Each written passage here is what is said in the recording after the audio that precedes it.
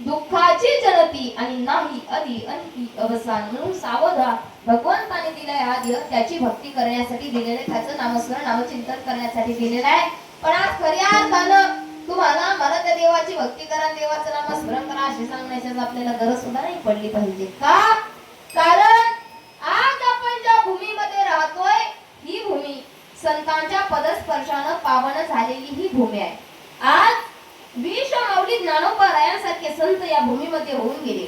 जगद्गुरु तुकोबार असतील नाथबाबा असतील नामदेव महाराज असतील यांच्यासारखे महान संत या भूमीमध्ये होऊन गेले. आणि या संत विचार संत परंपरा लाभली तुम्ही आम्ही मंडळ तेवढं मोठं वारकरी संप्रदायाचं श्रेष्ठत्व खऱ्या अर्थानं आपल्याला लाभलेले. वारकरी संप्रदायाचं श्रेष्ठत्व तुम्हाला जाता जाता सांगून जाईल. 2015 साली घडलेली घटना आहे. 2015 साली आपल्या भारताला नवीन पंतप्रधान भेटले आणि नवीन पंतप्रधान भेटल्याच्या नंतर ध्वजारोहणासाठी वेगवेगळ्या देशांमधले राष्ट्राध्यक्ष पंतप्रधान आपल्या देशामध्ये बोलवण्यात आले. 26 जानेवारीला सकाळी 7 वाजता ध्वजारोहण झालं आणि ध्वजारोहण झाल्याच्या नंतर आपल्या भारतामध्ये जेवढे काही राज्य आहेत त्या प्रत्येक राज्यानं आपापल्या राज्यामध्ये चाललेल्या संस्कृतीचं दर्शन म्हणून प्रत्येकानं आपापले चित्ररथ बनवले आणि त्या माध्यमातून आपापल्या संस्कृतीचं दर्शन दाखवलं. आता केरळनं त्यांचं भरतनाट्यम दाखवलं, गुजरातनं त्यांचा गरबा दाखवला. त्याच पद्धतीनं आपल्या महाराष्ट्रानं सुद्धा एक गोष्ट त्यामध्ये दाखवली होती. काय होती हो? किती जणांना आठवतंय? वा वा वा, सगळं एकदा जोरदार टाळ्या वाजवा. चेअरमन साहेबांनी अगदी योग्य उत्तर दिले. पायवारीचा सोहळा दाखवलेला होता. माऊली ज्ञानोबारायांचा रथ तयार केलेला होता. रथाच्या समोर अश्व होतं, गोल रिंगण करून फिरत होतं आणि त्याच्याही समोर आपली महाराष्ट्रीयन स्त्री जिनं हिरवं लुगडं घातलेलं होतं, कपाळावरती गोल कुंकू लावलेलं होतं आणि डोक्यावरती पदर होता. याच्यातून आपल्या महाराष्ट्रानं दाखवून दिलं की स्त्री आमची शक्ती आहे, नारी आमची शक्ती आहे. मी कीर्तनात सांगत होते स्त्री एक शक्ती आहे, स्त्री एक शक्ती आहे, स्त्री एक शक्ती असं सांगत असताना एक लहान मुलगा एवढाच होता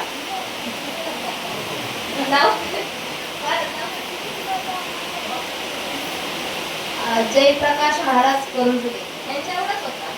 तो उठला मला म्हटला ताई तुम्ही सांगता स्त्री एक शक्ती आहे, स्त्री एक शक्ती आहे, स्त्री एक शक्ती आहे. स्त्री जर शक्ती आहे तर मग पुरुष काय? म्हटलं सण शक्ती काय. लहान मुलं कुठं काय विचारतील काही सांगता येत नाही.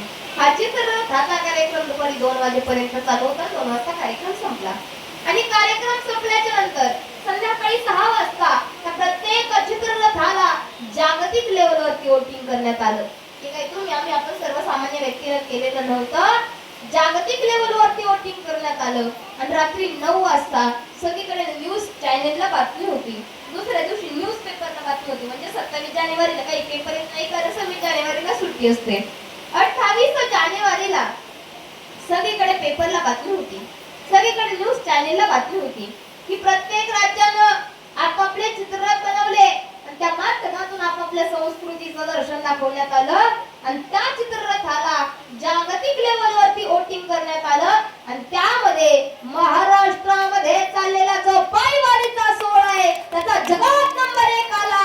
ही या वारकरी संप्रदायाची खऱ्या अर्थानं असलेली ताकद आहे. आज वारकरी संप्रदायाचे विचार, वारकरी संप्रदायाची परंपरा लाभलेली तुम्ही आम्ही मंडळ, एवढा मोठा पायवारीचा सोहळा आज आपल्याला आहे. महिला मंडळ तुम्ही घरच्यांच्याकडे नको तो हट्ट करता, एकदा पंढरपूरच्या वारीला जाण्याचा सुद्धा हट्ट तुम्ही केला पाहिजे ना.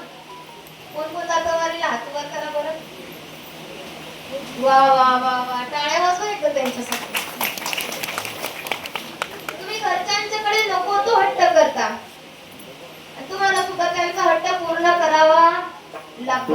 पण तुम्ही आता सगळेच जण इकडे लक्ष द्या, माझ्या एका प्रश्नाचं उत्तर देऊन जा. सगळ्यांच्या नादी लागायचं, सगळ्यांच्या नादी लागायचं, पण बायकोच्या नादी लागायचं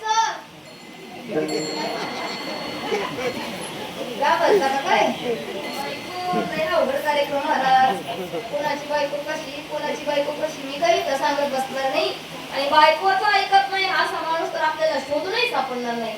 एकदा एका राजानं दवंडी दिली की आपल्या नगरीमध्ये जो कोणी मनुष्य आहे जो बायकोचं ऐकत नाही त्यानं यायचं, मोठ्यातलं मोठं बक्षीस ठेवलंय ते घेऊन जायचं. असं म्हटल्याच्या नंतर एका बाजूला ऐकणाऱ्यांची रांग, एका बाजूला न ऐकणाऱ्यांची रांग. ऐकणाऱ्यांची रांग भली मोठी आणि न ऐकणाऱ्यांच्या रांगेत फक्त एकटाच उभा. राजा म्हटला वा वा वा वा, आपल्या नगरीमध्ये बायकोचं ऐकत नाही असा एक मनुष्य तर म्हणले बक्षीस घे. तो म्हटला नको राजेसाहेब. राजा म्हटला तुला बक्षीस घ्यावं लागेल. तो म्हटला नको राजेसाहेब. राजा म्हटला तुला बक्षीस घ्यावं लागेल. तो म्हटला नको राजेसाहेब. राजा म्हटला का? कारण राजेसाहेब ज्यावेळेस मी घरून निघालो होतो ना त्यावेळेस बायकोने सांगितलं होतं जास्त गर्दीत काय घुसू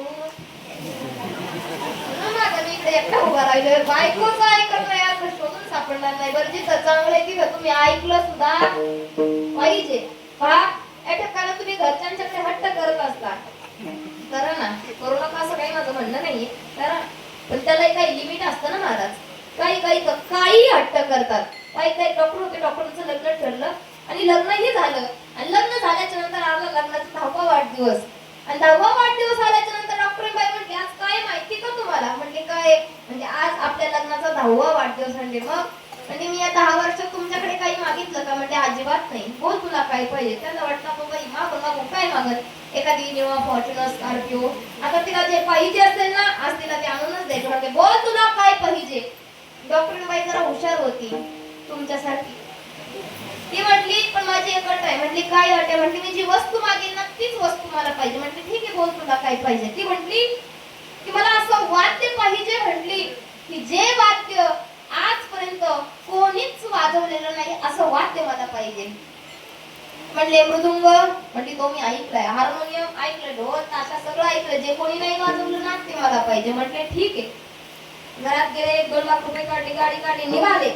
आळंदी, पंढरपूर, नाशिक, पैठण, जिथं जिथं वाद्य भेटतात सगळी दुकानं फिरून पाहिली पण कुठंच वाद्य भेटलं नाही. का? कारण दुकाना पुढे जायचे आणि दुकानदारांना म्हणायचे की तुमच्याकडं असं वाद्य आहे का की जे वाद्य आजपर्यंत कोणीच वाजवलेलं नाही असं वाद्य आहे का? दुकानदार बाहेर यायचा म्हणायचं निघता का आता?